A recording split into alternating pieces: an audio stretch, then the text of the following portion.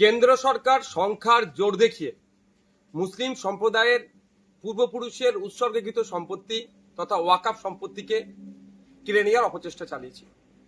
যখন পার্লামেন্টের উভয় কক্ষে পাশ হয়েছিল এই বিল আইনে পরিণত করার জন্য, তারপরে পরেই সারা রাজ্য জুড়ে সারা দেশ জুড়ে প্রতিবাদ সংঘটিত হয়েছে এবং এইটা সুপ্রিম কোর্টেও চ্যালেঞ্জ হয়েছে। বেশ কিছুদিন ধরে সুপ্রিম কোর্টে মামলা চলে, একাধিক পক্ষের শুনানি হওয়ার পরে আজকে চিফ জাস্টিসের বেঞ্চ একটা অন্তর্বর্তী রায় দিয়েছে। এই রায়ে কিছুটা স্বস্তি মিললেও সম্পূর্ণরূপে এটা সুরাহা এখনো হয়নি।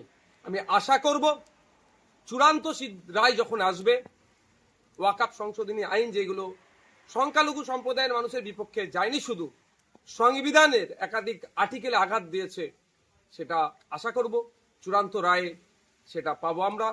এই ইনসাফের লড়াই চলবে, আইনি লড়াই চলবে।